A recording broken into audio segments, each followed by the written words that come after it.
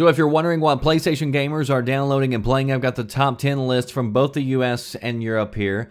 Sony just put this list out, so these are the top sellers from the PlayStation Store for 2015. We'll get right in with the US. Number 1, Sony said that they were the new home of Call of Duty, and apparently fans agree because number 1 is Black Ops 3. You know, everybody hates on those dude bro shooters, man. But no matter how much you hate it, at the end of the year, Call of Duty is almost always at the top of the charts, and it continues to sell. Number 2, Grand Theft Auto 5, which is still pretty incredible when you consider that the game released all the way back in 2013, and it's still going this strong. And I think part of that has to do with just how much content is actually packed into this game. Like, this is one of those games where you don't buy it and you think, well, there's not value here. Like, there's tons of content within that game. Number 3, Minecraft, which I'm sure pleases Microsoft. I think I've told y'all before, to this day, I still have never played Minecraft. Not saying I won't ever play it, but I mean, I just haven't got into it right now. So I still don't even know what the craze is about, but a lot of people love this game. Number 4, Star Wars Battlefront. And, I mean, despite GameStop claiming that the game didn't sell that well, it clearly did do well when it came to digital sales, because EA just recently announced that they had passed 12 million sold. And, I mean, they were forecasting back in October that they were going to sell 13 million by March. So if they've already sold 12 by January, it looks like they're going to hit their forecast. I mean, either way, $60 for the game was too much for the content, so hopefully it's come down in price, and if you did pick it up, you didn't pay full price for it. Number 5, Fallout. A lot of people ask me, why didn't I ever upload any Fallout footage?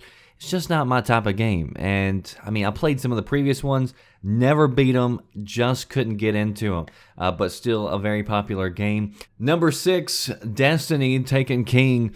And Sony's treated Destiny as if it were like the number 1 game ever. They've marketed it as if it were an exclusive to Sony almost. I mean, they still include it in pretty much every PlayStation commercial that you still see. They're still showing it off at every game show that they do. So I'm a little surprised that it's not higher on the list, but definitely a well-selling game there.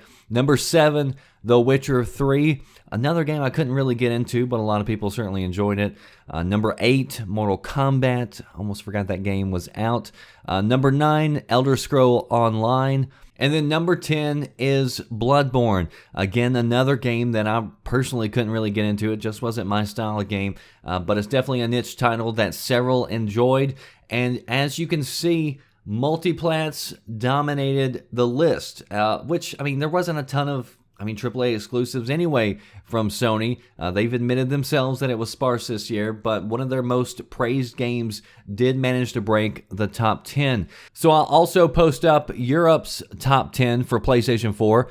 As you can see, very similar titles on both lists. No AAA exclusives showing up on the top 10 for Europe. But again, there wasn't that many to choose from. But there are a few titles that weren't on the American side. You got FIFA, you got Rocket League, and Need for Speed. So if you want to see the full list, which goes through the top 10 for PS3, for Vita, DLC, and more, I'll leave links down in the description box.